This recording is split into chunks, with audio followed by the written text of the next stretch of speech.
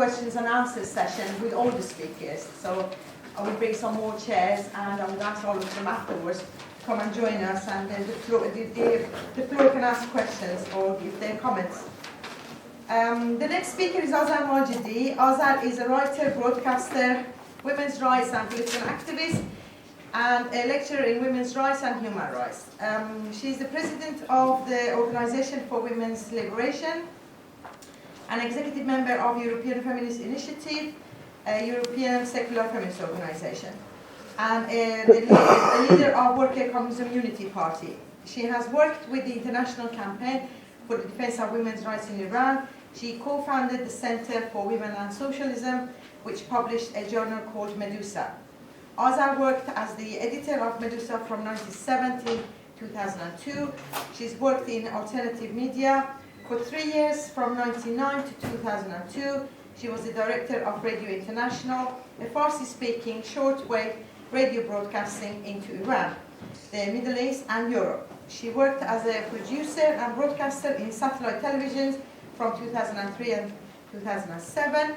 Azar has published many articles in many international media, a book entitled Women's Rights versus Political Islam, and another one under the name of Iran, a Female Revolution, a Monumental Blow to Islam. I think both of them are available outside. And numerous articles in Farsi, English, French on women's rights, secularism, and socio-political situation in Iran, the Middle East, and other political issues. Azar.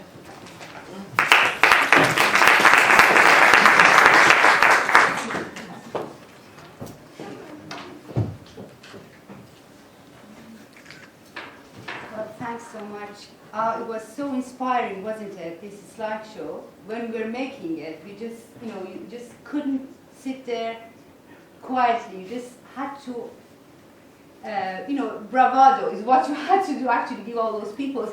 But what the interesting point is, when you look at all those pictures, if you don't see the name Tunisia, Algeria, Libya, Syria, Egypt, Iran, Morocco, you just see people very much alive, doing very much the same thing, asking for very much the same thing. Millions have come to the streets of Cairo.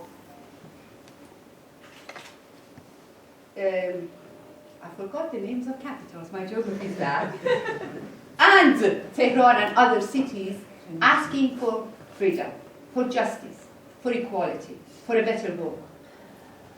This is the base of their demands. All of these people, doesn't matter whether they speak Arabic, Farsi, Kurdish, Turkish, English, doesn't matter what religion they were forced to believe. And when you see that, like every time you talk to some people and say, okay, listen, people want freedom, people want equality, people want a better world. You know what? But they're not educated enough. They need education first. They need to be trained in democracy for a while. You go to workshops, be trained in democracy, and then they can have that. And then one day, out of nowhere, out of the blue, you see people just come to the streets and ask for these demands, and they bring all their mights. The police, the army, the tanks, the thugs, camel, horse, whatever they have in their power, they bring to the square, they bring to the street to push these people back. They can't. And then you ask them who is illiterate, who is uneducated, who is the one who doesn't know and needs workshops in democracy. And you know what they do? Then they go behind the doors, they plan for you. One day from Guadeloupe, they bring the Islamist thugs to Iran and change a revolution which was for freedom, for equality, for justice into an Islamic revolution, as though people were sitting at home tired. They wanted to stone some women. So they said, let's go to the street, fight with the army, and then stone some women. Islamic revolution. And then, 30-something hours later, after for the past 10 years we were being deafened by the war against Islamic terrorism, they turned Afghanistan to ruin. Looking for who? Bin Laden. They destroyed Iraq. They turned Baghdad into a big cemetery. For what? To bring democracy to Iraq. Saddam had the weapons of mass destruction. First, they imposed sanctions on the people. After 10 years of sanction, according to Harvard or Oxford, I think Harvard is research, more than 1 million people, particularly infants, small children, and elderly, died as a result of sanction. Why? Because they wanted to find the weapons of mass destruction. Who had the weapon of mass destruction? Economic sanction? And then they bombarded the whole country. They divided them into different sects. You're Sunni, you're Shia, you're Assyrian, you're Armenian, you're Christian, you're Kurd, you're Turk, you're whatever. And then you should fight each other. Well, they call it democracy. You know what? As a socialist, as a communist who wants people to govern themselves in their councils, in their general assemblies, if they think that's democracy, I don't care. That's democracy. But that's not what people wanted. In none of these slides do you see people calling for democracy. They're asking for freedom. Because I think in the back of their mind, their head, they know there's a difference. Iraq has democracy. Okay, I'm not going to go far enough. Greece has democracy or not? Doesn't Britain have democracy? Doesn't USA have democracy? Doesn't Sweden have democracy? Have people voted themselves to be starved to death? Have people voted themselves to go and kill millions of Iraqis and Afghanis, and that's democracy. India has democracy. Turkey has democracy. That's what parliamentarian democracy is. You go vote somebody for 4 years, they go there to decide for you. They decide to starve you to death.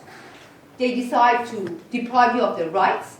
They decide to make public education private. They decide to take away the right of going to universities from underprivileged children, while they're still in the middle of taking any penny from any budget they can. London was a good example, wasn't it? I don't know how familiar you are with the situation there. There was this big scandal about the expenses of the parliament. All of them, from Cameron, Blair, Brown, all of them had taken something from the expense budget. The funniest one was the husband of the Home Secretary, who just borrowing, renting porno DVD, had taken from his wife's budget expenses. Even, I don't know, £2, £3 to pay for that. This is what they are. This is what they really are. And she herself, see, you know, in England, apparently some prisoners have to do community service. And you know where she sent them to do community service? She sent them to her own house to paint her house. What a better community service than that? And that's democracy. That's democracy. None of these people who stole from people's money got any sentences. One of them only, after I think he had taken £30,000, he was sent to jail. Few days later, in a limousine, was out of jail. But you know what they did to those poor kids in London and riots all over England? For taking 2 bottles of water, the boy got 6 months of jail in England. For just being rude to the police, another one got 3 months. This is democracy. This is democracy, and you see it now, bare in front of you at the time of crisis. Capitalism is in deep crisis, not in Europe only, not in the United States, in the whole world, and that's what you see. Millions come to Tahrir Square, millions are fighting in Syria, people in Iran, people in Yemen, people in Syria, and what you see is happening in Greece. Every day people in Greece are fighting with the police. Now they've begun workers to take control over some hospitals and some production units and decide in their general assemblies. They're showing the way. Those workers in Greece are showing the way. What is really common between all these peoples doesn't, see, for years and years and years and years we were told, you're Iranian, so hate Arabs. We did. You're white, so hate the blacks. We did. You're black, hate the whites. They did. You're Muslim. You have nothing to do with Christians. You're Catholic, don't like the Protestants. You're Orthodox Church, then be against the Jews. You're Jew, be against the Muslim. You're Sunni, be against Shia. You're Shia, be... And what happened? One bright day, people came to the streets of Cairo and Tunisia and broke all these barriers. Broke all these barriers. They all said the same thing. How many times did you see universal freedom for everybody? That was people on the street, not us. They all said the same thing. We want freedom. We want justice. We want to get rid of dictatorship. We want to get rid of the corruption of the state. We want a better life. All broke down. The most interesting one for me was growing up in Iran. I was taught in my school to hate Arabs, to think they're low scums. And we Persians, with our ancient culture, we're the best. They were said art is just, Iranians have the sort of, they have the ownership of the art and nobody else. We were raised by this kind of rubbish. Especially because of Islam and after the Islamic regime, and people had really turned out against Arabs, thinking it was Arabs' fault that we are under Islam. But when people came out to the streets, all of that just melted down. People came onto the street, they said, Mubarak bin Ali, now it's Said Ali's turn. That means Said Ali Khamenei. That slogan melted away all those nasty, vile nationalism against the Arabs in Iran. And I think it's happening all over the world. Now you know, there's nothing about nationalism. It's not against colonialism or imperialism or no-colonialism, whatever you want to call it. It's not against Americans. It's not against whites or reds or whatever. People want freedom. People want equality. People want a better world. People want prosperity for everybody. This is what they want. You can see it so openly and so vividly. And this is what is common with all those people who have come to the streets. And just in the last couple of minutes I have, I want to go back to Suad's speech, which was brilliant, really sharp, when she talked about moderate Islam.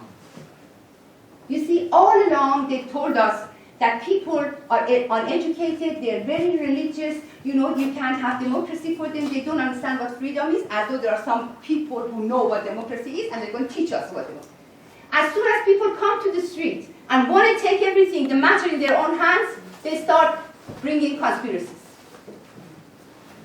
All of a sudden, Islamists, who were supposedly they were fighting against, they become good.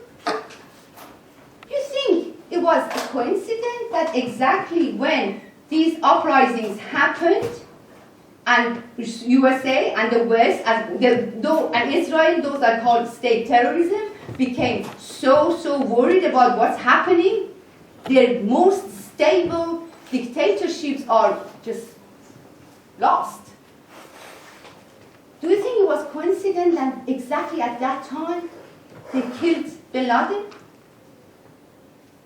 Do you really believe that they didn't know all along he was just sitting in some place very close to a very big garrison in Pakistan, very close to the capital?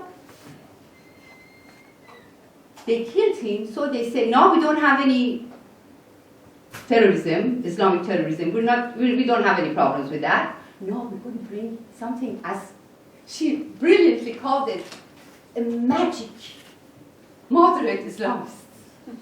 Just taking it off of the hat, see? Yeah, they're supposed to, from now on, have a moderate polygamy, as she said it, have a moderate stoning of women, just kill them slowly, killing her softly, as the song says, with those little small, nice, smooth stones, just killing them softly. This is the moderate Islam. They talked about Turkey. No, they've even taken Turkey to Somalia, and they said Turkey is going to solve the Somalia's problem. I don't know if you've seen it in the news. Now Erdogan is become the front figure of the moderate Islamists who are going to try to do the same thing they did to Iran in 1979. That time was Guadeloupe, only the statement. Now they've become very Democrat. They don't do it themselves. They bring some of the opposition figures into Olof Palme Center, for example, a sort of prestigious place, outside Stockholm somewhere. I don't know why, if it's going to be a workshop, why does it have to be somewhere very far away in the jungle somewhere so people don't find it? They've done it for Libya. They could not manipulate in Libya just the way they did in Egypt and Tunisia by taking the head figure and bring the army and the old regime and keep it, what they did in Egypt and Tunisia. So they intervened militarily. NATO intervened in Libya and brought, if not worse, the same kind of vile, reactionary, brutal dictatorship into Libya. Some of the old regimes, some of the tribal foci, and some of the Islamists. Now they're ruling Libya. And already you can see here about the news of torture in the prisons, killing in prisons. And the first thing they did, as though that was so necessary, everybody was dying to see polygamy. The first law they had was to free polygamy for men in Libya. As though all those killing and fighting was just, men should have more than one wife. It's not enough, Come on, that's justice. And now they're doing the same in Syria. They brought some so-called Syrian opposition to the same Olof Palme Center a few months ago. They trained them, they gave them workshops in democracy, and then off you go with nice designer suits, nice designer ties, send them to UN, ask the world for military intervention. They're doing the same in Syria. And they're planning to do the same for Iran. Olof Palme Center is very active now, it's very, very active in promoting democracy in the world. They brought some of the killers, murderers of this regime and the previous regime together. People who tortured political prisoners, people who killed, people who was one of the founders of the Islamic regime, and some of the people who were with previous regime who did the same. You saw some of the pictures of the previous regime killing people as well. Brought them together with some nice figures of the women's rights. Put them together. They said, we don't want to make alternatives, we just want to become friends. I don't know, why do they need to go to a place in a remote jungle outside of Stockholm to become friends? Get together in Washington, get together and have coffee together and become friends. But Iran is different. Not because Iranians are the best, no. Because Iran has had a very different history. For the past 30-something years, as a result of a very great revolution that was failed by the conspiracy of the imperialist powers, Western powers, state terrorism, whatever you like to call them, they brought the Islamists, and they organized mass killings in Iran. We still don't know the extent of it, what they did in the 80s in Iran. But left the freedom-loving and communism is very strong in Iran. For the past 30 years, they've organized. They got killed, they've organized. They were tortured, they organized. They were raped, they organized. They fought militarily against the regime and also against the backward sort of so-called supporters of not the regime but the same kind of system in Kurdistan. They fought against each other for people's rights, for people's freedom, for people's equality, for women's freedom, for women's equality. Iran is very polarized politically. They cannot do that to Iran. Actually, thanks to some revolutionary left and communists in Stockholm, they found their hideout. They actually had to go and find their hideout. Nobody knew where they have their meeting, Olof Palme Center. And they exposed it. And they exposed it, and they found out they can't do that in Iran. You see, threat of war against Iran, along with making opposition for Iran. The same scenario of Libya, Syria, Iran. You can see what's happening, what they're trying to do. They call people uneducated. They don't know what democracy is. And then what they do exactly what they want as under the name of democracy. Well, I finished my talk with asking all of you, I know most of you are, just so everyone else can hear too, for solidarity with these uprisings, for freedom, equality, justice. They're not for Islamists. They want people in all those countries want freedom, want equality, want justice, same as Iran. And another thing, we should stand firmly against any military attack against Syria and Iran as well. And I know it's people say, well, it takes 30 years. I don't know how many years it takes, but I've learned living through a revolution in Iran that people's psychology changes overnight when that moment comes. When that moment comes due to the change of dynamism in the society, whatever it is, that people come in hundreds, in thousands, in millions, people change. These moments, moments of uprising, moments to fight for freedom, brings the best in people. And this is what you're seeing, and this is what we have to try to maintain. Thank you so much.